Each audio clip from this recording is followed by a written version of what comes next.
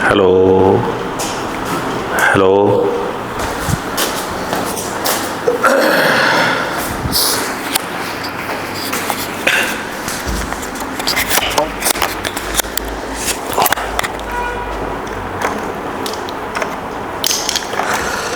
ठीक, आपको याद होगा कल हमने लेक्चर 1 के अंदर कुलाम्स लॉ के बारे में स्टार्ट किया था, है ना।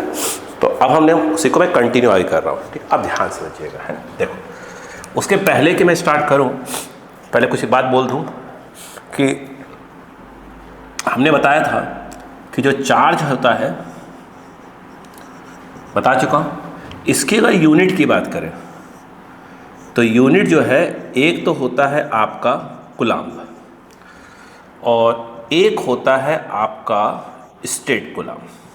और भी होते हैं, ठीक है, लेकिन हम 2 ही से काम चलाएंगे। ठीक है, अगर मैं ये कहूँ कि 1 कुलाम्ब जो होता है वो याद रखना 3 × 10⁹ ये होता है आपका स्टेट कुलाम्ब।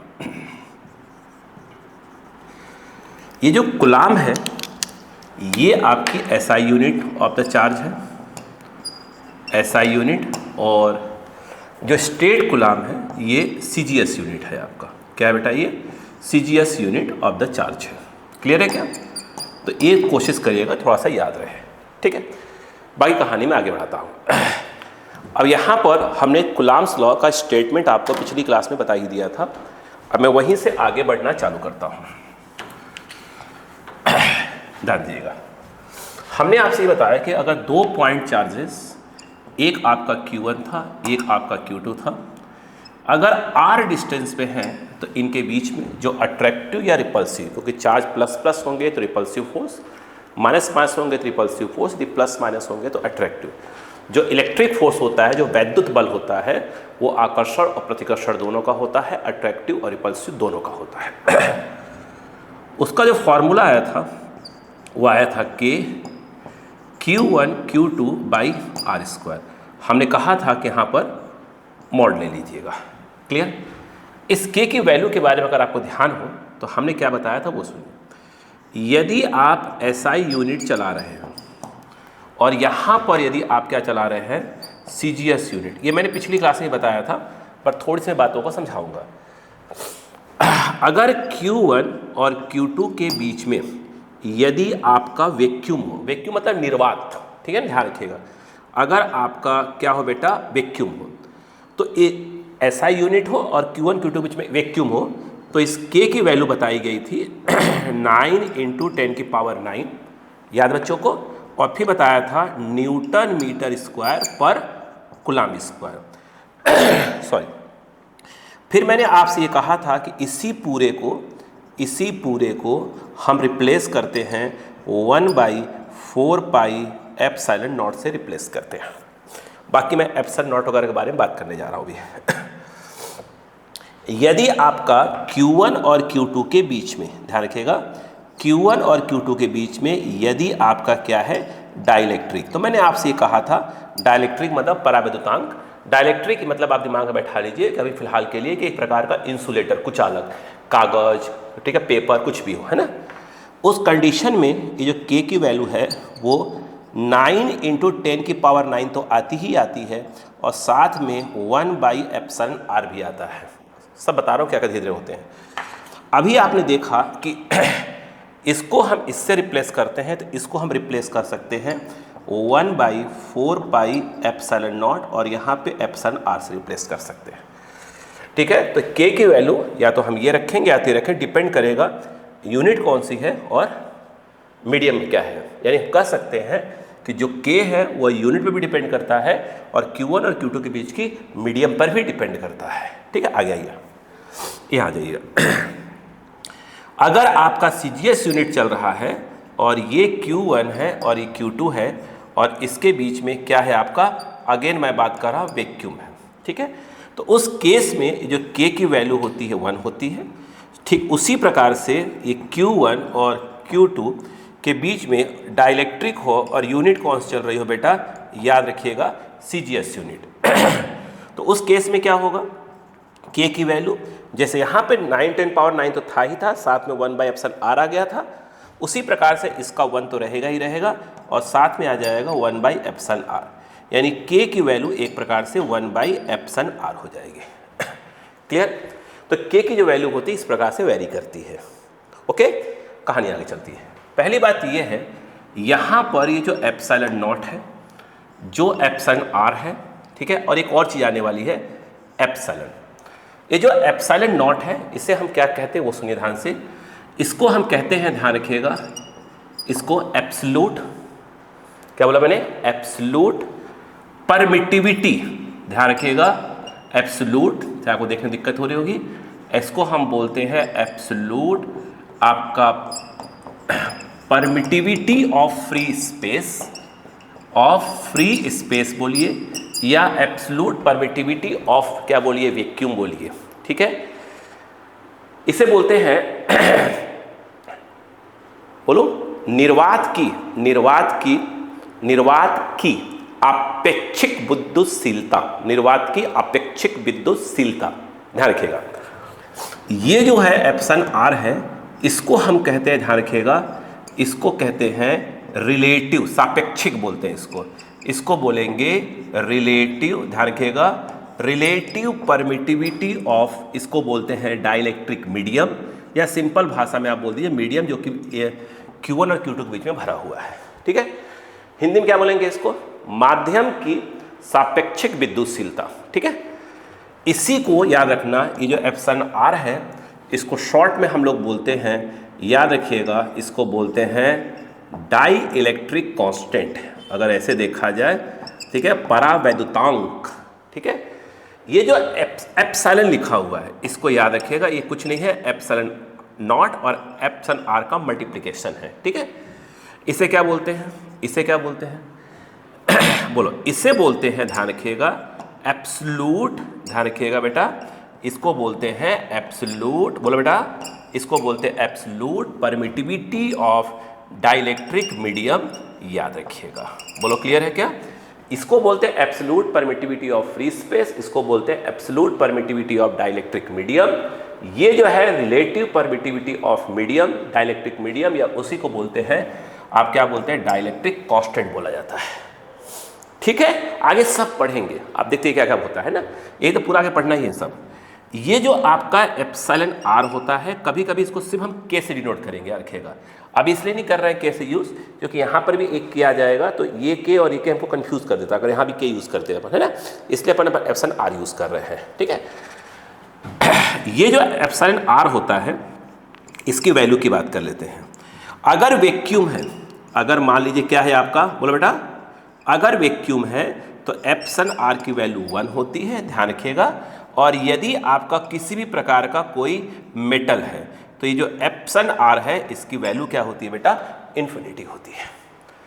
बाकी सब 1 और इन्फिनिटी के बीच में आते हैं, बस ये याद रखिएगा, ठीक है। आगे ये जो है आपका जो एप्सिलॉन आर है, इसका कोई यूनिट नहीं होता, मैं फिर कह रहा हूं कि आगे हम सब पढ़ेंगे, चिंता मत करिएगा, इसका कोई मात्रक नहीं होता, यह यूनिटलेस होती है, ठीक है, क्योंकि एक प्रकार का रेशियो होता है। हम आगे पढ़ेंगे, चिंता मत करो आप, टेंशन मत लो, पूरा ही पढ़ना है हमको सब। बोलो इतनी बात समझ में आ गई, ठीक, लिखिए फटाक से, फिर आगे बढ़ते हैं। ओके चलो, अब यहां पर थोड़ी सी कहानी हमारी आगे बढ़ती है, ध्यान दीजिएगा, थोड़ी राइटिंग से कॉम्प्रोमाइज कर लीजिएगा प्लीज भाई साहब, है ना। अब देखिएगा,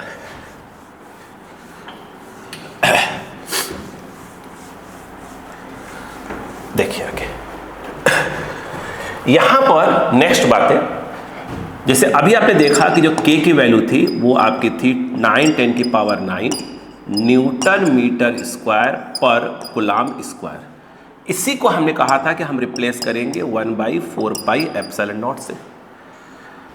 अगर मैं ये कहूं कि एप्सिलॉन नॉट क्या हो जाएगा, तो ये इधर आया और ये सब नीचे आ जाएंगे, तो 1/4 पाई ये तो रहेगा ही रहेगा, ये एप्सिलॉन इधर आ रहा है और ये पूरा नीचे आ रहा है, और ये 9 × 10 की पावर 9 और फिर ये आ जाएगा न्यूटन मीटर स्क्वायर पर कूलम्ब स्क्वायर। ये जो एप्सिलॉन नॉट है इसको पलट दीजिएगा, 1/4 पाई 9 इंटू 10 की पावर 9 और ये हो जाएगा कूलाम स्क्वायर पर Newton metre square.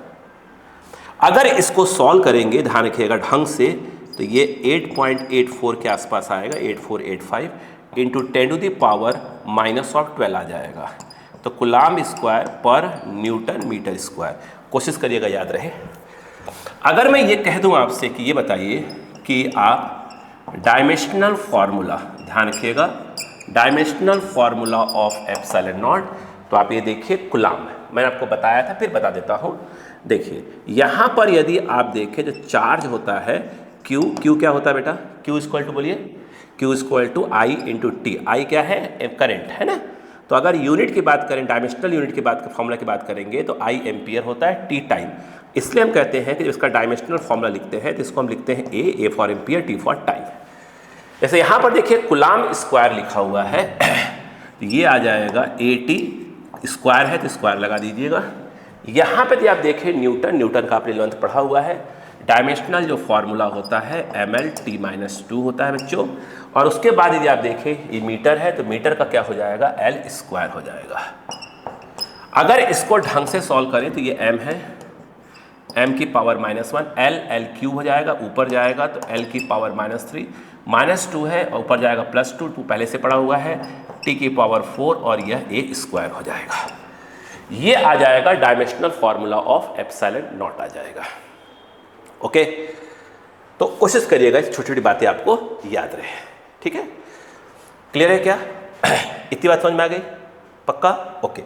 Epsilon R की कोई यूनिट नहीं होती। अब देखिए क्या होता है, कभी कभी बच्चे कंफ्यूज जाते हैं।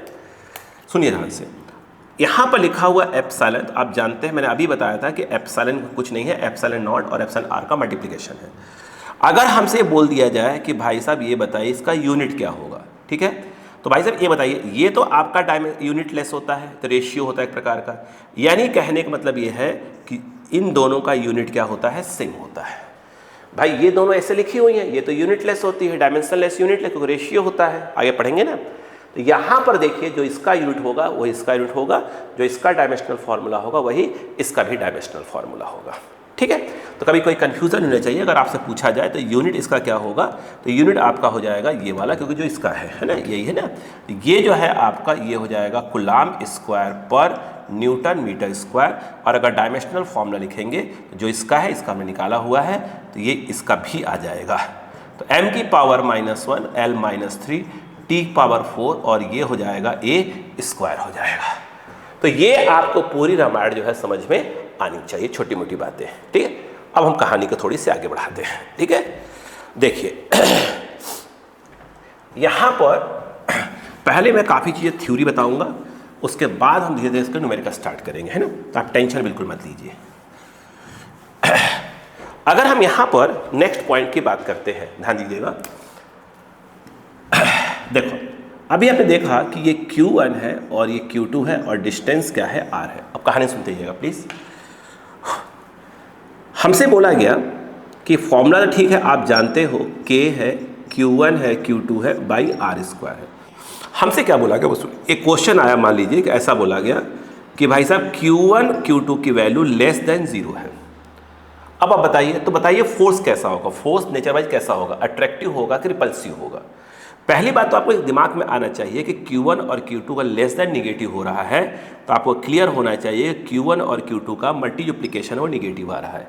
निगेटिव सोचिए तभी आ सकता है जब एक क्या हो, Q1 अगर निगेटिव में है और Q2 क्या है, या पॉजिटिव में है, या ये निगेटिव में है ये पॉजिटिव में है। अगर दोनों निगेटिव में होंगे तो निगेटिव इंटू निगेटिव हो जाएगा पॉजिटिव, ठीक है? और पॉजिटिव इंटू पॉजिटिव तो पॉजिटिव होता है। यानी अगर Q1 into Q2 less than 0 आ रहा है, इसका मतलब पक्का है कि Q1 और Q2 में से कोई एक क्या है आपका, कोई भी एक निगेटिव है और दूसरा क्या है, पॉजिटिव है, ठीक है? और एक निगेटिव और एक पॉजिटिव हुआ तो आप जानते हैं कि नेचर ऑफ जो फोर्स होगा, ठीक है, वो कैसा होगा? अट्रैक्टिव होगा, ठीक? दूसरी बात, अगर कैसे पूछ लिया उन्होंने कि भाई साहब जो Q1 Q2 है वो ग्रेटर देन 0 है, 0 से बड़ा है, तो इसका मतलब क्या हुआ भाई? या तो Q1 क्या है, अगर पॉजिटिव है तो Q2 भी पॉजिटिव होगा। अगर Q1 और Q2 दोनों पॉजिटिव होंगे तो पॉजिटिव इंटू पॉजिटिव पॉजिटिव आएगा, और पॉजिटिव की वैल्यू मतलब क्या होती है, ग्रेटर देन 0 होती है। और इस केस में क्या हो जाएगा, नेचर ऑफ फोर्स कैसा हो जाएगा, रिपल्सिव हो जाएगा, प्रतिकर्षण का हो जाएगा। उसी प्रकार से अगर Q1 और Q2 फिर ने बोला ग्रेटर देन 0 है, तो पक्के में है कि अगर Q1 आपका निगेटिव है तो Q2 भी अगर निगेटिव होगा तभी आपका Q1 Q2 ग्रेटर देन क्या होगा, 0 होगा। Again nature of electric force क्या हो जाएगा, आपका रिपल्सिव होगा। ठीक, तो कभी कभी इस प्रकार से आपके पूछ लेते हैं। ठीक है, क्लियर है। कभी इसी क्वेश्चन को उल्टा ही पूछ लेते हैं कि भाई साहब यदि नेचर ऑफ फोर्स कैसा है, नेचर ऑफ फोर्स कैसा है, रिपल्सिव का है, तो ये बताइए Q1 इंटू Q2 क्या होगा। अगर रिपल्सिव का है तो याद रखिएगा, रिपल्सिव का है तो आप जानते हैं Q1 इंटू Q2 क्या होना चाहिए, ग्रेटर देन 0 होना चाहिए। और अट्रैक्टिव का है तो Q1 Q2 लेस देन क्या होना चाहिए, 0 होना चाहिए। बोलो क्लियर बेटा, चलो इसको कॉपी करो। ठीक है, क्लियर है। अब हम धीरे धीरे करके आगे बढ़ना चालू कर रहे हैं, ध्यान दीजिएगा। ठीक है, कंसेप्ट पूरे याद रखिए, मैं बार बार कह रहा हूं कि हम कंसेप्ट पूरे पढ़ेंगे, ध्यान रखिएगा। ठीक है, बिल्कुल बेसिक से मैं पूरा कंसेप्ट बता चला जाऊंगा, आप बिल्कुल टेंशन फ्री होइए। ठीक है, टेंशन फ्री जाइए, होइए मत, सॉरी है। अब देखिए यहां से अब हम कुलाम्स लॉ का थोड़ा सा यूज करते हैं कि कैसे कैसे बेसिक न्यूमेरिकल्स जो हमारे पास आएंगे उनके कंसेप्ट क्या है। अभी मैं क्वेश्चन नहीं बता रहा, कंसेप्ट बता रहा हूं, बेसिक। देखिए क्या होगा वो सुनिए ध्यान से।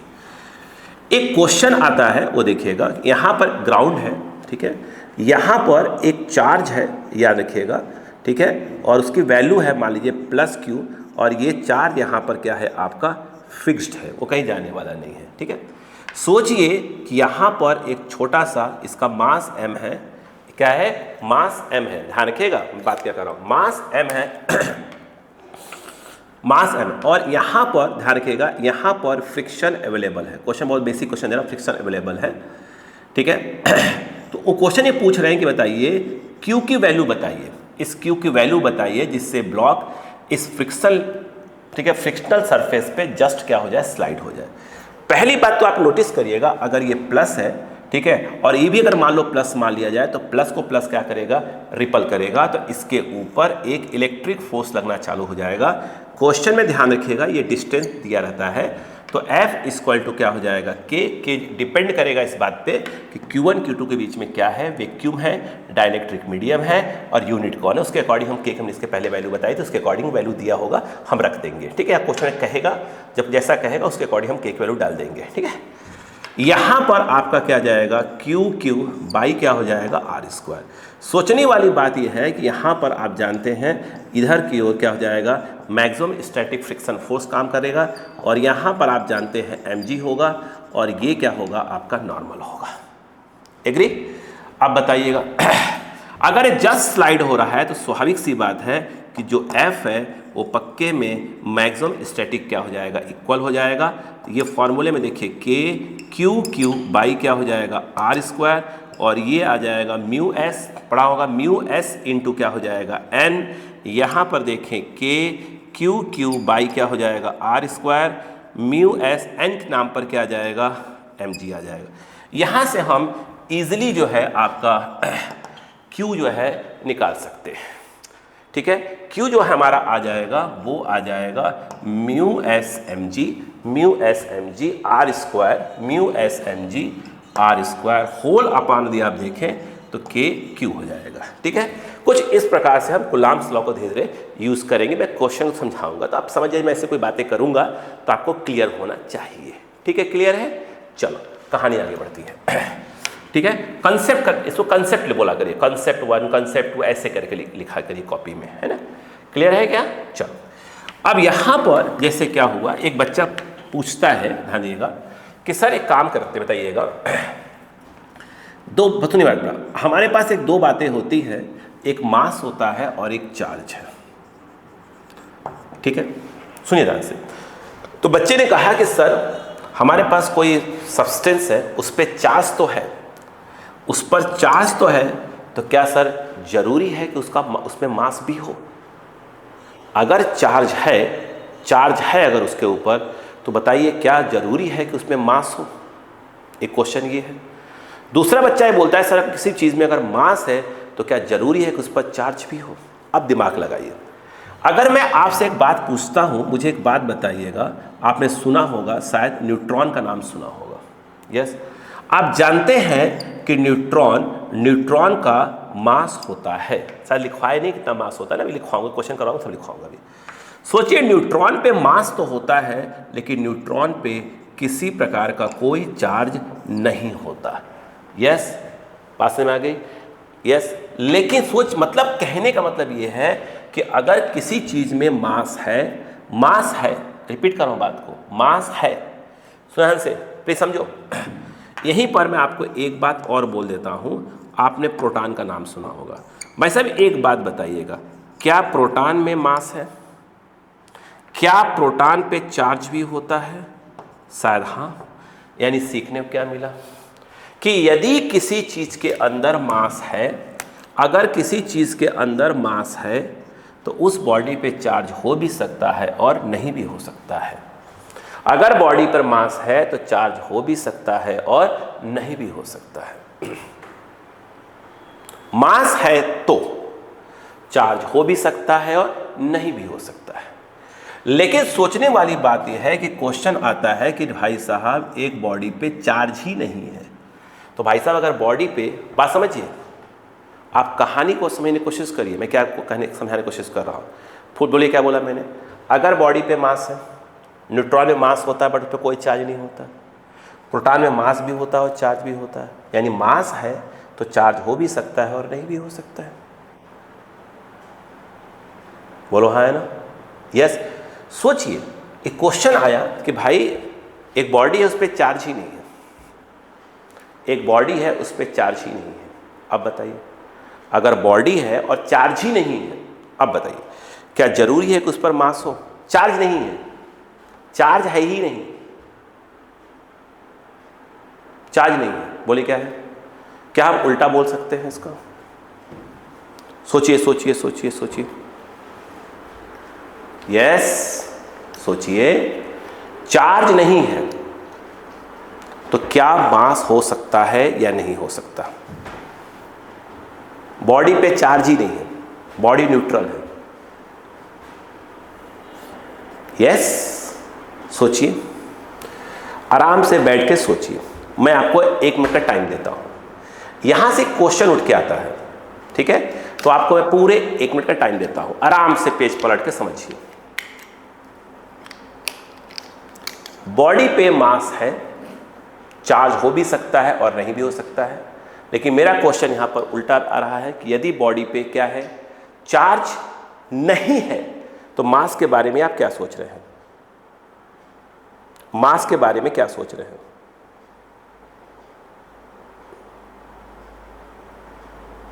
जल्दी सोचिए, जल्दी, आराम आराम से, आराम आराम से, बिल्कुल आराम से।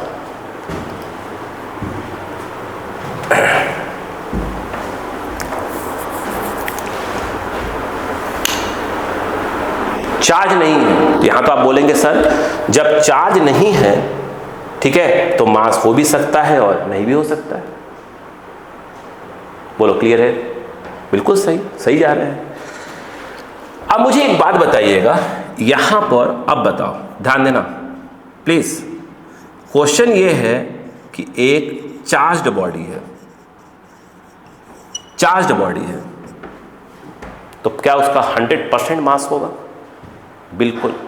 अगर कोई चार्ज्ड बॉडी है तो 100% उसके अंदर मास होगा, 100% मास होगा। अगर बॉडी चार्ज्ड है, आपने कहा भाई ये बॉडी चार्ज्ड है, इसमें मास है कि नहीं? आप बोलोगे बिल्कुल है, ठीक है। और सोचिए अगर किसी बॉडी में मास है तो आप कंफ्यूज सकते हैं, वो बॉडी पे चार्ज हो भी सकता है और नहीं भी हो सकता है। बात समझ में आई? तो अब आप देख, कंफ्यूज मत होइए। देख, एक क्वेश्चन आया कि भाई साहब एक बॉडी है, इसमें मास है, तो आपने कहा अच्छी बात है, तो चार्ज होगा कि नहीं होगा? तो आप बोलेंगे हो भी सकता है, नहीं भी हो सकता है, बॉडी चार्ज भी हो सकती है, अनचार्ज भी हो सकती है, ठीक है। फिर अगला क्वेश्चन आया कि भाई साहब एक बॉडी है, उस पर चार्ज नहीं दिख रहा है मुझे, अब मैं बताऊँ मैं मास के बारे में क्या सोचूं? तो आप बोलोगे यार बॉडी पे चार्ज ही नहीं दिख रहा है, ठीक है, तो आप बोलोगे भाई क्या है, चार्ज नहीं दिख रहा है भाई, चार्ज नहीं दिख रहा तो मास तो होगा ही होगा ना उसका। आप कैसे कंफर्म कर सकते हो कि नहीं होगा? फिर दूसरा क्वेश्चन उठ के आता है, एक बॉडी है, वो चार्ज्ड बॉडी है, तो क्या मास होगा? बिल्कुल होगा। चार्ज्ड बॉडी है तो उस पर मास 100% होगा, ठीक है। लेकिन आप चार्ज्ड बॉडी पे मास 100% होगा, लेकिन अगर बॉडी में मास है तो चार्ज के बारे में आप नहीं कह सकते, उस बॉडी पे चार्ज हो भी सकता है और नहीं भी हो सकता है। तो कॉपी में आपको ये लिखना चाहिए कि अगर किसी बॉडी में मास है तो बॉडी चार्ज हो भी सकता है और नहीं भी हो सकता है। बट अगर कोई बॉडी क्या है, चार्ज्ड है, तो 100% उसके अंदर मास होगा, ठीक है। ऐसी कोई बॉडी नहीं है जो चार्ज तो हो मगर उस पर मास ना हो, ऐसा कोई बॉडी नहीं होता। ध्यान रखिएगा, चार्ज हो बट मास ना हो, ऐसा कोई बॉडी नहीं होता। क्लियर? चल, अब हम कहानी को आगे बढ़ाते हैं, तो कोई कंफ्यूजन नहीं होना चाहिए बिना वजह का, है ना। अब देखिए आगे कहानी देखिएगा, यहां पर एक कहानी और उठ के आती है, वो देखिएगा। जैसे मान लो कि एक बॉडी है, ठीक है, उसका मास m है। एक्चुअल में मास जो होता है दो प्रकार का होता है, एक होता है रेस्ट मास और एक होता है मोशन मास। अब यहाँ पर बच्चे फिर कंफ्यूज, एक्चुअल में क्या है, एक फॉर्मूला होता है m0 under root 1 minus v square upon c square. c जो है स्पीड ऑफ लाइट है और v कोई वेलोसिटी हो सकती है, ठीक। अगर ये जो m0 है, ये रेस्ट मास को हम बोलते हैं m0 और मोशन मास को हम बोलते हैं m। यानी अगर किसी बॉडी में मोशन आ जाता है तो उसका मास क्या होता है, चेंज हो जाता है, याद रखिएगा, ठीक है। और इस प्रकार चेंज का फॉर्मूला ये है, v जो है उस एक जो बॉडी है उसकी वेलोसिटी v है, ठीक है। रेस्ट मास m0 होगा, v जब वेलोसिटी हो जाएगी तो उसका मास m हो जाएगा, और जो c है वो speed of light, speed of क्या है, लाइट है, ठीक है, इन वैक्यूम, इन क्या बोलेंगे, वैक्यूम। क्लियर?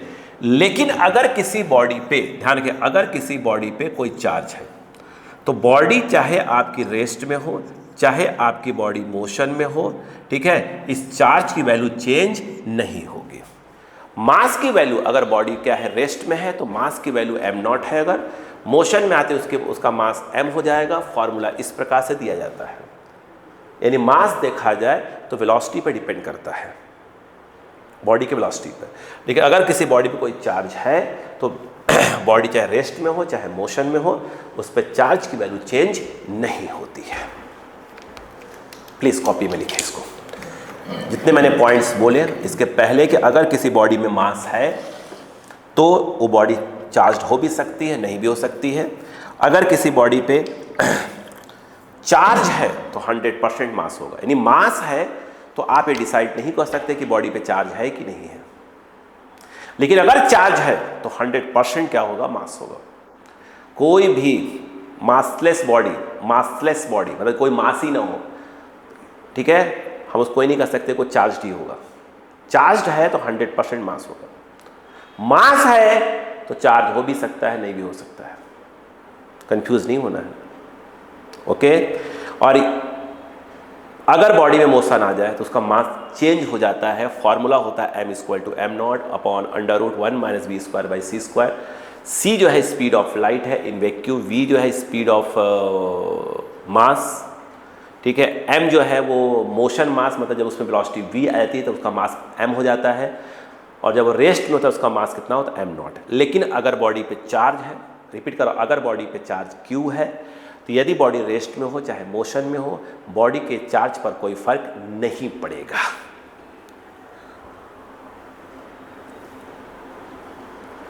इतनी बात समझ में आई?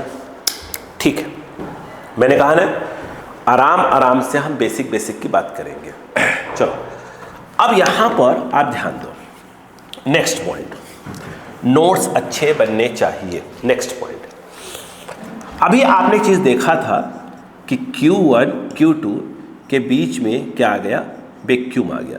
तो जो इलेक्ट्रिक फोर्स का फॉर्मूला बताया गया, कुलाम सामने बताया 1/4 pi epsilon naught Q1 Q2 by r square. बीच में वैक्यूम है तो उसको हम लोग एफ नॉट लिखा करेंगे, ठीक है, ध्यान रखिएगा। अब हुआ ये डिस्टेंस आज भी कितना है, आर है। अब Q1 और Q2 के बीच की डिस्टेंस अभी भी कितनी है, ध्यान रखिएगा, आर ही है। अब इनके बीच में हमने क्या डाल दिया, हमने डाई इलेक्ट्रिक डाल दिया, कोई इंसुलेटर डाल दिया, प्लास्टिक डाल दिया, कागज डाल दिया, कुछ भी डाल दिया। तो इसके अंदर डाइलेक्ट्रिक डाल दिया तो उसको हम एफ डाई बोल सकते हैं, डाया मतलब डाइलेक्ट्रिक, है ना। तो फॉर्मूला आप जानते हैं कि 1/4 pi epsilon naught epsilon R, और ये Q1 Q2 बाई क्या होता है, आर स्क्वायर होता है। फिर हमने ये देखा, हम ऐसा यूनिट लेके चल रहे हैं, अगर मैं एफ डाई इलेक्ट्रिक बोल दी या एफ मीडियम, इसको हम एफ मीडियम बोल देंगे समय के साथ, तो इसको हम लोग एफ मीडियम बोल सकते हैं, ध्यान रखिएगा। तो F dielectric upon F vacuum, तो उस केस में ये हो जाएगा 1/4 pi epsilon naught epsilon R, ये Q1 Q2 by R square whole upon 1/4 pi epsilon naught Q1 Q2 by R square, काट दीजिए। तो F dielectric upon F naught, ये आ जाएगा 1/एप्सिलॉन आर, ठीक है। अब देखिए यहां पर एप्सिलॉन आर की बात करें तो क्या हो जाएगा, वो आ जाएगा एफ, पलट जाएगा ना यहाँ, एफ नॉट, हाँ, अपॉन क्या हो जाएगा, एफ डाई। मतलब सोचिए कि अगर दो चार्जेस हैं Q1 और Q2, जब वैक्यूम में है तो उनके बीच जो फोर्स लग रहा है, वही Q1 और Q2 के बीच में जब डाइलेक्ट्रिक आता है, जब फोर्स लगता है, उन दोनों का जो रेशियो होता है उसी को हम बोलते हैं डाइलेक्ट्रिक कांस्टेंट या relative permittivity of dielectric medium, ठीक है, डाइलेक्ट्रिक मीडियम, ठीक है, डाइलेक्ट्रिक मीडियम।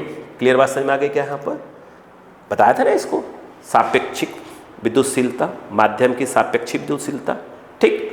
अब देखिएगा यहाँ पे आप नोटिस करिए, हमने कहा था कि जो एप्सिलॉन आर होता है वैक्यूम के लिए 1 होता है और बाकी सबके लिए ग्रेटर देन 1 होता है, तो इसकी वैल्यू इतनी होती है। यहाँ पर आप नोटिस करने वाली बात क्या है, आप देख रहे हैं कि एफ बाई क्या है, एफ डाई, इसकी वैल्यू ग्रेटर देन 1 होती है। देखिए ये, इसको आप ऐसे लिख सकते हैं, आप नोटिस करिए, आप इसको ऐसे लिख सकते हैं।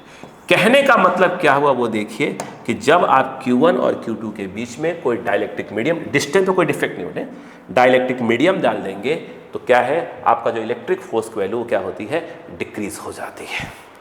कुछ लोग के माइंड में आ रहा होगा सर डिक्रीज होने का रीजन क्या हो सकता है, आगे मैं पढ़ाऊंगा, टेंशन नहीं लेना। फिलहाल अभी दिमाग में बैठा लो कि अगर Q1 और Q2 है, ठीक है, अगर उनके बीच में किसी प्रकार कोई डाइलेक्ट्रिक डाल दे, कोई भी परावर्तनांक डाल दे, ठीक है, तो उनके बीच का जो इलेक्ट्रिक फोर्स है वो क्या होता है, कम हो जाता है। आ रही बात समझ में यहाँ पर, यस, ठीक है, प्लीज कॉपी करें, ठीक है। आइए अब हम बात करते हैं आगे की।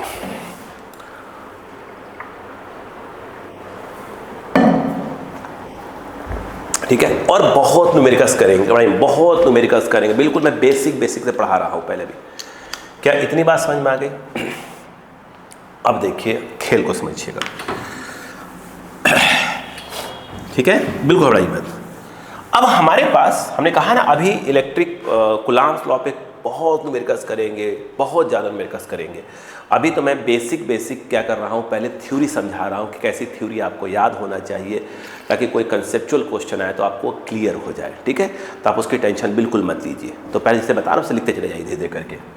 देखो अब मैं बताता हूँ आपको, सुनिए ध्यान से। यहाँ पर एक चीज़ आता है लिखा हुआ, ध्यान दीजिएगा, इलेक्ट्रिक फील्ड। बात समझ में आ गई? अब इलेक्ट्रिक फील्ड लिखा हुआ तो बच्चों को समझ में नहीं आता कि इलेक्ट्रिक फील्ड का क्या मतलब होता है, वो समझो पहले।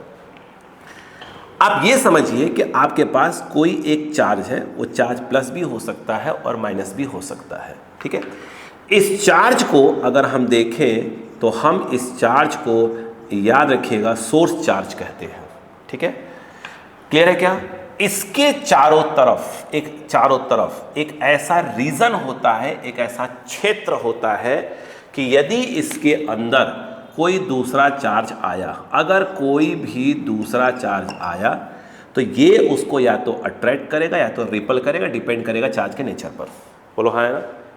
तो ये जो रीजन है, इस सोर्स चार्ज के चारों तरफ का जो रीजन है, इसी को हम लोग क्या कहते हैं, इलेक्ट्रिक फील्ड कहा जाता है। बात समझ आ गई? क्या बोलते हैं बेटा इसको? इलेक्ट्रिक फील्ड बोला जाता है। ठीक, अब आगे कहानी सुनिएगा आराम आराम से।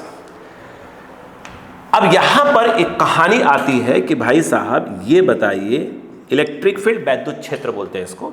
एक कहानी आती है कि ये बताइए कि ये टेस्ट चार्ज क्या होता है, इसको हिंदी में परीक्षण आवेश बोलते हैं। अब ये टेस्ट चार्ज क्या है? पहली बात मैं आपको क्लियर कर दूं, जो टेस्ट चार्ज है वह भी एक प्रकार का चार्ज ही होता है, एक प्रकार का चार्ज ही होता है। अब मीनिंग समझिए इसकी, पहले तो मीनिंग समझिए पहले इसकी। तो आप ये समझिए कि आप एक, जैसे अपन मोबाइल यूज करते हैं, मोबाइल का जो अपना टॉर्च होता है ना, टॉर्च जला दीजिए, ठीक है, और वहीं पर देखा जाए तो आप एक हेलोजन बल्ब जला दीजिए, बड़ा सा हेलोजन बल्ब, जो क्रिकेट वगैरह खेलते हैं अपन, बड़ा वाला हेलोजन बल्ब जला दीजिए। सोचिए अगर मान लो ग्राउंड के अंदर एक बड़ा सा हेलोजन बल्ब पहले से ही जल रहा हो तो उसकी रोशनी पूरे ग्राउंड के अंदर होगी, और आपने मोबाइल निकाला, अपना टॉर्च चला दिया, तो क्या रोशनी बहुत ज़्यादा बढ़ गई होगी? नहीं, रोशनी बढ़ी तो है, लेकिन वो आपको पकड़ में नहीं आएगा कि रोशनी बढ़ी है कि नहीं बढ़ी है। तो हम कहेंगे जो मोबाइल का आपका टॉर्च है उस हेलोजन के रेस्पेक्ट में टेस्ट चार्ज है, टेस्ट चार्ज है। पहले पड़ी बात, यस। दूसरी बात, जैसे आपका शरीर है, उसका अपना वजन होता होगा, आप इसमें से नाखून काट के फेंक दीजिए तो आपका वजन घट गया, हाँ वजन घटा है थोड़ा सा, नाखून काट के फेंक दिया आपने, लेकिन क्या हुआ, वो जो नाखून का वजन है वो आपके बॉडी के वजन के मास के बराबर क्या है, रेस्पेक्ट में बहुत कम है। तो हम उस नाखून जो हमने काटा है, फेंका है, वो नाखून को हम लोग क्या बोलेंगे, टेस्ट नाखून या टेस्ट मास बोलेंगे, ठीक है। तो उसी प्रकार से यहाँ पर जब हम बात करते हैं टेस्ट चार्ज, तो इसका क्या मतलब होता है वो समझिए। आप ये समझिए कि एक यहाँ पे चार्ज है, ठीक है, इस चार्ज का ये जो रीजन है यानी इलेक्ट्रिक फील्ड, इस सोर्स चार्ज के रेस्पेक्ट में बहुत ही कम है। मतलब ये बहुत बड़ा रोशनी दे रहा है, ठीक है, और ये बहुत कम रोशनी दे रहा है। बात समझ में आ गई? यानी इसका इलेक्ट्रिक फील्ड अगर सोर्स चार्ज के रेस्पेक्ट में बहुत कम हो तो उस चार्ज को हम क्या कहते हैं, टेस्ट चार्ज। सिंपल भाषा में क्या, भाषा में अगर डिफाइन करना तो ऐसे लिख सकते हैं कि if electric field of a charge is negligible as compare to source charge, then charge is called test charge. इतना दिमाग बैठा लीजिए, है ना। यदि किसी भी आवेश का वैद्युत क्षेत्र स्रोत आवेश की तुलना में नगण्य हो तो उस आवेश को हम लोग क्या बोलते हैं, परीक्षण आवेश बोलते हैं। बोलो, क्लियर बात समझ में आ गई यहाँ पर? ठीक है। तो टेस्ट चार्ज भी क्या होता है, एक प्रकार का चार्ज ही होता है, बस फर्क है कि जिससे हम उसको कंपेयर करते हैं उसकी रेस्पेक्ट में उसकी खुद की अपनी इलेक्ट्रिक फील्ड क्या होती है, नेग्लिजिबल होती है। इससे इसका नाम क्या पड़ गया, टेस्ट चार्ज पड़ गया। और पूरी फिजिक्स में हम टेस्ट चार्ज से बहुत कुछ डिफाइन करने वाले हैं। आगे कहानी सुनिएगा। ये जो हमारा टेस्ट चार्ज होता है इसको आप किसी भी सिंबल से आप डिनोट कर सकते हैं। क्यू लिख दीजिए, क्यू लिख दीजिए, स्मॉल क्यू, कैपिटल क्यू, कुछ भी लिख दीजिए। बुक्स वगैरह में क्यू नॉट लिखा रहता है। कोई नियम नहीं है कि आप क्या लिखते हैं, आप कैपिटल क्यू लिखिए, स्मॉल क्यू लिखिए, क्यू नॉट लिखिए, जो मर्जी करे वो लिखिए, पहली बात, ठीक है। दूसरी बात, अगर ये चार्ज है, टेस्ट चार्ज अगर वो भी चार्ज ही होता है तो उसका नेचर जो है पॉजिटिव और निगेटिव कुछ भी हो सकता है। लेकिन पूरी जो फिजिक्स को एक्सप्लेन किया गया है वो टेस्ट चार्ज का जो नेचर है वो मानकर क्या किया गया है, पॉजिटिव। मतलब हम मान लेते हैं कि टेस्ट चार्ज का जो नेचर होता है वो कैसा होता है, पॉजिटिव नेचर का होता है। उसी के बेसिस पर पूरी फिजिक्स को एक्सप्लेन किया गया है, ठीक है। तो कभी कोई आपसे बोले कि भाई टेस्ट चार्ज का नेचर क्या हमेशा पॉजिटिव होता है, तो आप बोलोगे नहीं, वो तो हमने सपोज करके रखा हुआ है। आई बात समझे, पूरी फिजिक्स को एक्सप्लेन किया गया है। अब सुनिएगा, क्लियर है। एक बात, जब कभी भी टेस्ट चार्ज वगैरह को फिजिक्स में ऐसे लिखते हैं तो हम ऐसे लिखते हैं लिमिट और Q टेंड्स टू 0 कर देते हैं। मतलब Q की वैल्यू बहुत ही कम है। हम जब भी टेस्ट चार्ज वगैरह की बात करा करें तो इस प्रकार से लिमिट लगा के बात किया करेंगे, जो कि आगे हम बात करेंगे। क्लियर हुआ यहाँ पर? यस। तो टेस्ट चार्ज एक प्रकार का चार्ज ही होता है, बस उसकी अपनी खुद की इलेक्ट्रिक फील्ड जिससे आप जिस चार्ज से कंपेयर कर रहे हैं उसकी रेस्पेक्ट में नेग्लिजिबल होती है। इसलिए इस चार्ज को हम लोग क्या कहते हैं, टेस्ट चार्ज कहते हैं। टेस्ट चार्ज का सिंबल कुछ भी हो सकता है, Q, capital Q, small Q, Q not भी हो सकता है, कुछ भी हो सकता है, पहली बात। दूसरी बात, तेज चार्ज का नेचर कुछ भी, पॉजिटिव नेगेटिव कुछ भी होता है, लेकिन लेकिन लेकिन लेकिन लेकिन पूरी फिजिक्स को जब एक्सप्लेन किया गया है, पूरी फिजिक्स को जब एक्सप्लेन किया गया है तो तेज चार्ज को क्या मानकर एक्सप्लेन किया गया है? नेचर वाइज पॉजिटिव मानकर एक्सप्लेन किया गया है। बोलो क्लियर है? धनात्मक मानकर एक्सप्लेन किया गया है। बोलो इतनी बात समझ में आई कि नहीं है? यस, बहुत अच्छी बात है। अब कहानी को थोड़ी सी आगे बढ़ाई जाए। इतनी बात समझ में आई? इलेक्ट्रिक फील्ड क्या था? वैद्युत क्षेत्र क्या था? एक स्रोत आवेश, सोर्स चार्ज होता है जिसके चारों तरफ एक पर्टिकुलर रीजन होता है। अगर उस पर्टिकुलर रीजन में दूसरा चार्ज अगर आएगा तो ये चार्ज उसको या तो अट्रैक्ट करेगा या तो रिपल करेगा, डिपेंड करेगा इनका नेचर कैसा है, प्लस प्लस है, माइनस माइनस है, प्लस माइनस है, वो डिपेंड करेगा। ठीक, अट्रैक्ट या रिपल करेगा तो उस पर्टिकुलर रीजन को सोर्स चार्ज का क्या बोला जाता है? इलेक्ट्रिक फील्ड बोला जाता है। बोलिए क्लियर हुआ क्या? ठीक है, आप 1 मिनट का टाइम लीजिए, जितनी बातें मैंने बोली प्लीज फटाफट उसको लिखते भी जाइए और साथ में दिमाग में दौड़ा लीजिए मैंने क्या क्या बोला आपसे।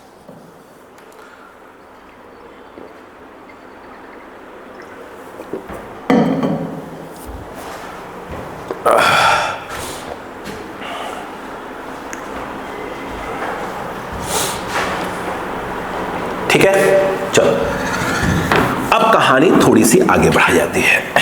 देखिएगा, इसके बाद हमारे पास एक लाइन आती है, वो देखिएगा। एक शब्द पहले पकड़िए, क्या होता है? यहां पर आता है इलेक्ट्रिक लाइंस ऑफ फोर्स। ठीक है, वैद्युत बल रेखाएं, वैद्युत या विद्युत बोलिए, बल रेखाएं। ठीक है, electric lines of force, short में बोलेंगे इलेक्ट्रिक लाइंस ऑफ फोर्स, इलॉफ बोला था शॉर्ट में। तो पहली बात यह है कि भाई ये विद्युत बल रेखाएं, इलेक्ट्रिक लाइंस ऑफ फोर्स होती क्या चीज है, इसकी मीनिंग समझते हैं। देखिए, मुझे एक बात बताइएगा, बस बेसिक एग्जांपल दे रहा हूं। अगर आप देखें, आप सपोज करिए गर्मी की छुट्टियां हैं या कोई छुट्टी का दिन है, आप घर पे हैं। ठीक है, तो स्वाभाविक सी बात है कि आप घर पे हैं तो आप अपने मम्मी के इलेक्ट्रिक फील्ड के अंदर हैं, मतलब उनके एरिया में हैं आप भाई साहब। अब सोचे कुछ आपने कोई खुराफात कर दिया, अब मम्मी आपको दौड़ा दिया। मम्मी ने, जब मम्मी आपको दौड़ाएंगे, स्वाभाविक सी बात है कि आप कमरे में यहाँ वहाँ भागने की कोशिश करेंगे। तो आप हैं कहाँ? मम्मी के फील्ड के अंदर हैं। मम्मी के फील्ड के अंदर आप क्या हो रहे हैं? भाग रहे हैं। तो जिन रास्तों से आप जाते हैं उस रास्ते को हम क्या बोलने वाले हैं? इलेक्ट्रिक लाइंस ऑफ फोर्स बोलने वाले हैं। मतलब समझिए, मान लीजिए मम्मी बोले तो एक सोर्स चार्ज, ये आपके मम्मी, ये क्या है? पूरा इसका इलेक्ट्रिक फील्ड है। इसके अंदर, रिपीट करो बात को, इसके अंदर मान लीजिए कि एक टेस्ट चार्ज को रखा जाता है। ये क्या करेगा? इसको रिपल करेगा, रिपल करेगा तो टेस्ट चार्ज ऐसे भागेगा। ठीक है, तो जिन रास्तों से आपका टेस्ट चार्ज भाग रहा है उस पाथ को हम क्या बोलते हैं? इलेक्ट्रिक लाइंस ऑफ फोर्स बोलते हैं। इसके डिफिनेशन ऐसे लिखना चाहिए, path follows by positive test charge inside electric field of source charge. फिर से बोल रहा हूं, path follows by positive test charge inside electric field of source charge is called electric lines of force. Hindi में सुनिएगा, किसी धनात्मक परीक्षण आवेश द्वारा किसी स्रोत आवेश के वैद्युत क्षेत्र के अंदर, ठीक है, जिस पथ का अनुसरण करता है उस पथ को विद्युत बल रेखाएं कहा जाता है। ओके, इस प्रकार से लिख लीजिएगा। तो इलेक्ट्रिक लाइंस ऑफ फोर्स एक प्रकार से क्या होता है? वो पाथ होता है, रास्ता, जिस रास्ते से कौन भागता है? टेस्ट चार्ज भाग रहा होता है। अब क्लियर हो गया? आप तो कमरे के अंदर आपकी जो मम्मी है, मम्मी जो है एक सोर्स चार्ज है। मम्मी का जो पूरा इलाका है, पूरा घर आपका पूरा, वो उनका इलेक्ट्रिक फील्ड हुआ। आप जो है एक प्रकार का टेस्ट चार्ज है, पॉजिटिव टेस्ट चार्ज मान लीजिए अपने आप को। और जब पिटाई होती, जिन रास्तों से आप भागते हैं उन रास्तों को हम लोग क्या कहते हैं? इलेक्ट्रिक लाइंस ऑफ फोर्स कहते हैं। ठीक है, अब सुनिए, इनकी प्रॉपर्टीज की बात होगी, अभी आराम आराम से बात कर रहे हैं, चिंता मत करिए। क्या ये बात समझ में आ गई क्या यहाँ पर? ठीक, अब आगे सुनिएगा।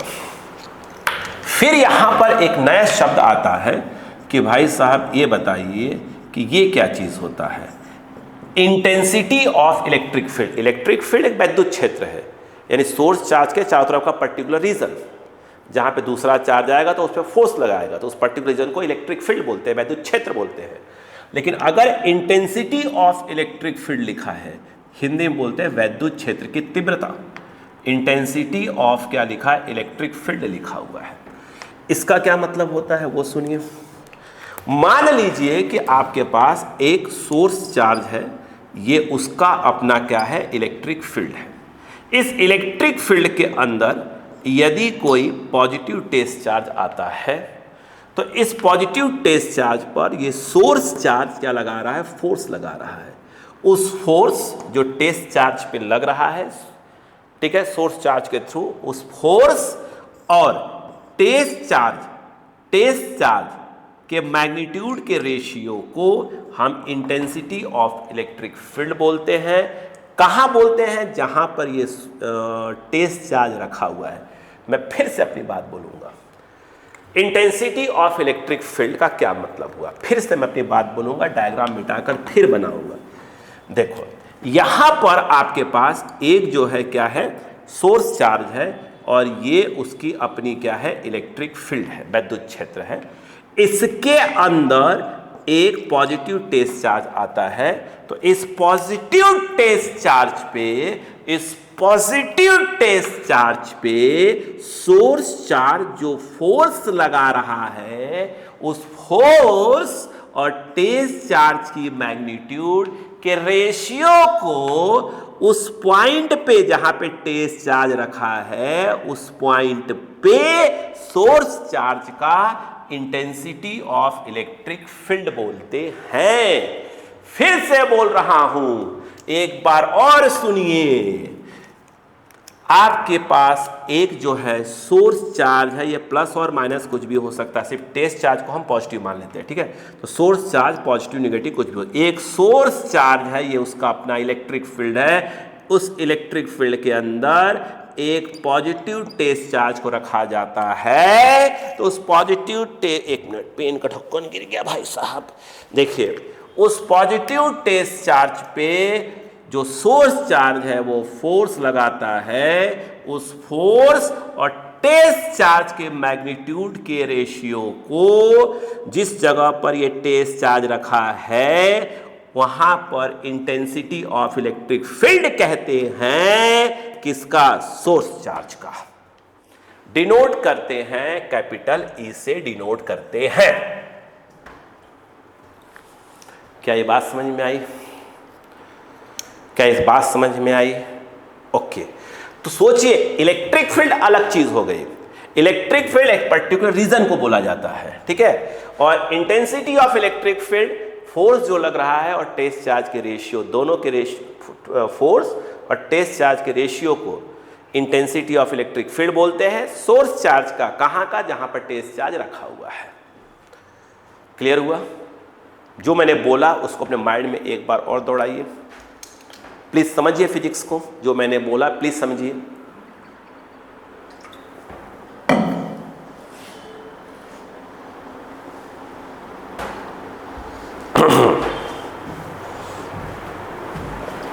जो मैंने बोला प्लीज समझिए क्या बोला, ठीक है। अब कहानी आगे बढ़ती है, ठीक है। तो इलेक्ट्रिक फील्ड अलग चीज है, इंटेंसिटी ऑफ इलेक्ट्रिक फील्ड अलग चीज है। अब कहानी सुनिएगा। अभी आपने देखा कि मैं बात कर रहा था इंटेंसिटी ऑफ इलेक्ट्रिक फील्ड की बात कर रहा था। तो याद रहे आपने कहा कि सर E, मैंने बोला था E = F/Q0। इसको ऐसे भी लिखा है, तो अगर वेक्टर फॉर्म में आप लिखते तो आप चाहते तो ऐसे वेक्टर लगा सकते थे। इससे एक बात समझ में आ गए कि जो डायरेक्शन पॉजिटिव टेस्ट चार्ज पे जो फोर्स लगता है, आपने पढ़ा है ना, जैसे कर वेक्टर A = वेक्टर B लिखा है या /2 लिखा है, तो ये बता रहा है कि जो डायरेक्शन A का होगा वही डायरेक्शन वेक्टर B का होगा, ठीक है। हाँ, मैग्नीट्यूड वाइज अलग बात है कि B का हाफ A होगा। वैसे यहाँ पर देखिए पॉजिटिव टेस्ट चार्ज पे सोर्स चार्ज के थ्रू जो फोर्स लग रहा है, जो उसका डायरेक्शन होगा वही सोर्स चार्ज का उस पॉइंट पे जहाँ पे टेस्ट चार्ज रखा है इंटेंसिटी ऑफ इलेक्ट्रिक फील्ड का भी डायरेक्शन होगा। इनका डायरेक्शन हमेशा क्या होता है? सेम होता है। एक चीज़ आगे कहानी सुनिएगा। इसे कभी कभी हम ऐसे भी लिख सकते हैं, E लिख दीजिए और यहाँ पे लिमिट लगा दीजिए, सिंपल आप Q लिख दीजिए, Q0 टेंस टू 0 और फिर यहाँ पे F/Q0, ऐसे भी आप लिख सकते हैं, कोई बड़ी बात नहीं है। अगर मैं ये कहता कि intensity of electric field vector quantity, तो बोलते हैं यस बिल्कुल है। जो डायरेक्शन फोर्स का है, कौन से फोर्स का, जो पॉजिटिव टेस्ट चार्ज पे लग रहा है सोर्स चार्ज के थ्रू, है ना, जो डायरेक्शन उसका होगा वो direction intensity of electric field का भी होगा। कोई पूछे भैया इसकी यूनिट क्या होगी, तो कोई बड़ी बात नहीं है, यूनिट ऑफ ई बोलेंगे तो आप कुलाम और न्यूटन पर कुलाम बोल सकते हैं। अगर आप देखें तो ये क्या कहलाएगा, न्यूटन पर आप कुलाम लिख सकते हैं। अगर बोलते हैं भैया इसका डायमेंशनल फार्मूला क्या होगा, अगर बोला जाए कि भैया इसका डायमेंशनल फार्मूला क्या होगा, ध्यान रखिएगा, अगर बोला जाए कि डायमेंशनल फार्मूला ऑफ ई क्या होगा, तो एफ मतलब क्या हो गया, आप जानते हैं mL/T-2 होता है, Q का जो है AT होता है, तो ये जो है आपका mL, T ऊपर जाएगा, T पहले दो बैठे हुए हैं, mL/T-3 A-1 हो जाएगा, जो कि dimensional formula of capital E आ जाएगा। ठीक है, ओके। तो ये क्लियर हुआ कि इलेक्ट्रिक फील्ड और इंटेंसिटी ऑफ इलेक्ट्रिक फील्ड अलग अलग चीज़ें होती हैं। ठीक है, चलो अब लिख लो पहले इसको फटाक से, फिर हम कहानी के आगे की बात करते हैं। ठीक है, चलो बोलो, आ जाओ। यहां पर ये जो इलेक्ट्रिक लाइंस ऑफ फोर्स हमने बोला, इसकी अपनी कुछ प्रॉपर्टीज होती हैं, तो आप चाहें तो आप लिख सकते हैं, हिंट आ सकते हैं, properties of electric lines of force या प्रॉपर्टीज ऑफ इलॉफ। ठीक है, वैद्युत बल रेखाओं की क्या है, गुण। देखिए क्लियर बात समझ में आ गई। अगर आप चाहें तो वहां पर आप लिख सकते हैं कि भाई properties of electric lines of force, main हमको याद रखना चाहिए, मेन। ठीक है, पहली बात वो देखिए, समझिएगा, स्टार्ट करूं। ठीक, पहला देखो, पहला पॉइंट, अगर मान लो कि आपका सोर्स चार्ज क्या है, पॉजिटिव है। ठीक है, पहले पॉइंट बता रहा हूं, और सोर्स चार्ज मान लो नेगेटिव है, और ये उसका अपना खुद का क्या है भाई साहब, उसका अपना खुद का इलेक्ट्रिक फील्ड है, किसका, सोर्स चार्ज का। ठीक, टेस्ट चार्ज आप जानते हैं कि ऑलवेज क्या होता है, पॉजिटिव नेचर का होता है, तो इसको लाएंगे तो प्लस प्लस को रिपल करेगा ऐसे, और इसको यहाँ रखेंगे, इसको उठा के टेस्ट चार्ज को यहाँ रखेंगे तो इसको रिपल कर देगा ऐसे, यहाँ रखते तो ऐसे रिपल कर देता, यहाँ रखते तो ऐसे रिपल कर देता। ठीक, उसी प्रकार से यदि आपका सोर्स चार्ज कैसा है, निगेटिव नेचर का है, सोर्स चार्ज कैसा है, निगेटिव नेचर का है, रिपीट कर रहा हूँ, सोर्स चार्ज कैसा है, निगेटिव नेचर का है, तो अब बताइए, टेस्ट चार्ज तो ऑलवेज पॉजिटिव नेचर का होता है, तो क्या करेगा, उसको अट्रैक्ट करेगा, यहाँ रखते तो ऐसे अट्रैक्ट करता, यहाँ रखते तो इसको ऐसे अट्रैक्ट, यहाँ रखते तो इसको अट्रैक्ट करता। इसीलिए बोला जाता है कि यदि आपका कोई पॉजिटिव क्या है, चार्ज बोलिए, पॉजिटिव चार्ज है या सोर्स चार्ज है, उसके थ्रू जो इलेक्ट्रिक लाइंस ऑफ फोर्स होती हैं, और ये क्या है, रेडियस है। ठीक है, इसको क्या बोलते हैं, रेडियस, तो इसको बोलते हैं, देख रहे हैं, ये ऐसे कर दीजिए, ऐसे ऐसे ऐसे ऐसे ऐसे, ये तो हम कहते हैं कि रेडियली आउटवर्ड्स होता है। Electric lines of force due to positive charge will be always radially outwards.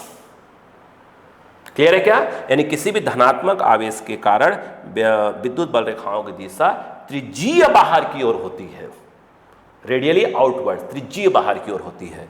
ठीक उसी प्रकार से यदि आपके पास क्या है, निगेटिव चार्ज था, तो उसके थ्रू आप देख रहे हैं इलेक्ट्रिक लाइंस ऑफ फोर्स, इसको हम कहते हैं कि रेडियली क्या होगा, इनवर्ट्स होगा, त्रिज्यीय अंदर की ओर होगा। पहला पॉइंट, मोस्ट इंपॉर्टेंट पॉइंट। ठीक है, कुछ ही पॉइंट याद रखिए, ज्यादा मत पॉइंट याद रखिएगा। दूसरा, ये कहा जाता है, ठीक, इसे हम पढ़ेंगे, डिटेल्स में पढ़ेंगे, तो आप मत सोचिए, कभी कंफ्यूज मत होइए, और यार क्या है, अरे आगे पूरा 1 बाय 1 तोड़ पढ़ेंगे, चिंता मत करो आप, हैं तोड़ पढ़ेंगे बिल्कुल। अभी तो मैं रफ आइडिया दे रहे धीरे करके कि क्या पढ़ने वाले हैं। अगर electric lines of force parallel है और बराबर डिस्टेंस पे, इक्वी डिस्टेंस पे है, तो याद रखना जो इलेक्ट्रिक फील्ड होता है उसे हम कहते हैं यूनिफॉर्म। ठीक है, लेकिन याद रहे पैरेलल हो और बराबर डिस्टेंस पे हो, अगर पैरेलल हैं, पैरेलल तो हैं लेकिन बराबर डिस्टेंस पे नहीं है, तो याद रखना वो किस कैटेगरी में आ जाएगा, नॉन यूनिफॉर्म इलेक्ट्रिक फील्ड में आ जाएगा। कौन सी कैटेगरी में आ जाएगा, नॉन यूनिफॉर्म इलेक्ट्रिक फील्ड में आ जाएगा। ठीक है, आगे अगर इलेक्ट्रिक लाइंस पैरेलल ही ना हो तो कोई बात नहीं, कोई दिक्कत नहीं, तो नॉन यूनिफॉर्म कहलाएंगी ही कहलाएंगी।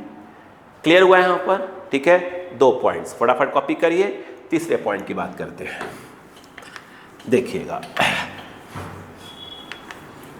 यूनिफॉर्म एक समान, नॉन यूनिफॉर्म असमान। तीसरा जो पॉइंट है आपका, एक सेकेंड बड़ा उल्टा हो गया है, देखिए तीसरा पॉइंट, अगर कोई इलेक्ट्रिक लाइन दिया हुआ है, इलेक्ट्रिक लाइन, अगर आप उस इलेक्ट्रिक लाइन के किसी भी पॉइंट पे यदि आप टेंजेंट ड्रॉ कर देंगे, जो टेंजेंट का, टेंजेंट मतलब स्पर्श रेखा, टेंजेंट का जो डायरेक्शन होगा वो उस पॉइंट पे इंटेंसिटी ऑफ इलेक्ट्रिक फील्ड का डायरेक्शन होगा। इलेक्ट्रिक लाइंस दिया हुआ है, उसे किसी पॉइंट पे टेंजेंट ड्रॉ कर दीजिए, जो टेंजेंट का डायरेक्शन होगा वो उस पी पॉइंट पर क्या होगा, इंटेंसिटी ऑफ इलेक्ट्रिक फील्ड का डायरेक्शन होगा, मैग्नीट्यूड नहीं होगा, डायरेक्शन होगा। ठीक है, अब सुनिए, ये याद रखने वाला पॉइंट है। 2 इलेक्ट्रिक लाइंस ऑफ फोर्स, ये पहली है और ये दूसरी है, कभी भी एक दूसरे को इंटरसेक्ट नहीं करती हैं। क्यों, दिमाग लगाइए, अगर वो कर जाती तो प्रॉब्लम हो जाती। इंटरसेक्टिंग पॉइंट पर इसको देखकर पता करेंगे तो इलेक्ट्रिक फील्ड का डायरेक्शन अलग हो जाएगा, इसको देखकर टेंजेंट ड्रॉ करेंगे तो intensity of electric field direction अलग हो जाएगा, और एक पॉइंट पर एक ही डायरेक्शन होता है।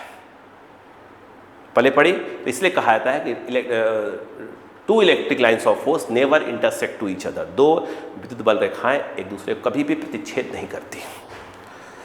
ठीक है, ये भी पॉइंट याद रखिए। ठीक, यानी टेंजेंट ड्रॉ करेंगे, टेंजेंट का जो डायरेक्शन होगा वो क्या होगा, उस पॉइंट पर इंटेंसिटी ऑफ इलेक्ट्रिक फील्ड का डायरेक्शन होगा। 2 इलेक्ट्रिक लाइंस कभी दूसरे को इंटरसेक्ट नहीं करती। ठीक, ये वाला पॉइंट उधर लिख लेते हैं। अगला पॉइंट आप सोचिएगा, 5th पॉइंट बोलो। देखो, अगर इलेक्ट्रिक लाइंस ऑफ फोर्स, अगर इलेक्ट्रिक लाइंस ऑफ फोर्स बहुत पास पास है, जैसे ये ए पॉइंट है, ये बी पॉइंट, देख रहे हैं, ए पे पास पास है, बी पे दूर दूर है, तो हम कहेंगे कि ए पर इंटेंसिटी ऑफ इलेक्ट्रिक फील्ड, ए पर इंटेंसिटी ऑफ इलेक्ट्रिक फील्ड ज़्यादा होगा बी की रेस्पेक्ट में। मैग्नीट्यूड वाइज बात कर रहे हैं अपन। क्लियर? तो इसलिए कहा जाता है जहां पर इलेक्ट्रिक लाइंस पास पास हैं तो हम कहेंगे वहां पर इलेक्ट्रिक लाइंस ऑफ फोर्स की डेंसिटी ज़्यादा है, घनत्व ज़्यादा है, पास पास है ना। यस, ठीक है, जहां पर इलेक्ट्रिक लाइंस ऑफ फोर्स की डेंसिटी ज़्यादा होगी, ठीक है, वहां पर इलेक्ट्रिक फील्ड भी क्या होगी, इंटेंसिटी ऑफ इलेक्ट्रिक फील्ड भी ज़्यादा होगी। ठीक, याद रखिएगा। अगला अगर हम बात करते हैं, जो हमको पॉइंट याद रखना चाहिए वो देखिएगा, बोलो। अगर आपके पास एक +q चार्ज दिया है और दूसरा आपके पास +2q चार्ज दिया है, अगर इससे 3 लाइनें, मतलब 4 लाइनें बाहर जा रही हैं, तो आप देख रहे हैं कि प्लस तो बाहर ही जाएंगी, और वो क्या है, डबल है इसका डबल, तो उससे जो है 8 लाइनें बाहर जाना चाहिए, 8 लाइन्स बाहर जाना चाहिए, 5, 6, 7 और 8। यानी number of electric lines of force directly proportional to amount of charge. Charge जितना ज़्यादा, लाइन उतनी ज़्यादा। विद्युत बल रेखाओं की संख्या आवेश के मान के समानुपाती होता है। ओके, चलो इतनी बात भी याद रहेगी। यस, अगला देखिए पॉइंट, ठीक है। अगर एक प्लस चार्ज है और एक माइनस चार्ज दिया है, सेम टू सेम, तो इलेक्ट्रिक लाइंस प्लस से निकल कहाँ जाती है, माइनस पे, प्लस से कहाँ जाएंगी, माइनस पे। ठीक है, कभी माइनस से प्लस नहीं आती, इसलिए कहा जाता है कि ये प्लस है और ये माइनस है, तो प्लस से माइनस पे जाती हैं। तो इलेक्ट्रिक लाइंस ऑफ फोर्स अगर ये जाती हैं और लौट के आ जाती हैं तो हम बोलते हैं कि क्लोज कर्व बनाएंगे, जो कि मैग्नेटिक लाइंस ऑफ बनाती हैं, मैग्नेटिक लाइंस ऑफ फोर्स बनाती हैं, है ना। तो इलेक्ट्रिक लाइंस ऑफ फोर्स हमेशा ओपन कर्व बनाती है, यानी प्लस से कहाँ जा रही है, माइनस पे, अगर माइनस से प्लस पे नहीं आ रही है। इसलिए हम कहते हैं कि electric lines of force always form open curve. हो गया, आगे कहानी बोलते हैं। Okay okay okay okay okay okay okay okay okay. हाँ, एक बात और याद रखिएगा, इलेक्ट्रिक लाइंस ऑफ फोर्स जिस भी सरफेस से, जिसमें कहा ना बहुत से पॉइंट्स हैं, हम तो मेन पॉइंट बोला, याद रखिएगा, बाकी तुम क्वेश्चन के थ्रू से बता समझाऊंगा भी आपको, है ना।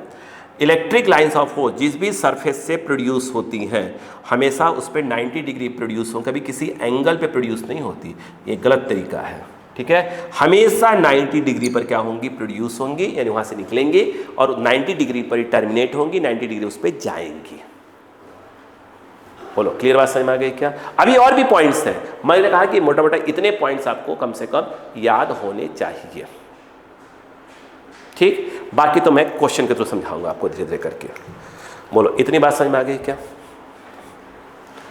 यस, इसको कॉपी करिए, फिर बात करते हैं नेक्स्ट में, ठीक है।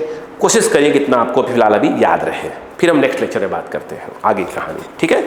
सब ध्यान से एक एक पॉइंट जो बोला जा रहा है उसे कॉपी में अपनी भाषा में लिखिए प्लीज, नहीं याद नहीं होता भाई साहब, नोट्स अच्छे बनाइए, ठीक है। चलो अब थर्ड लेक्चर मिलते हैं।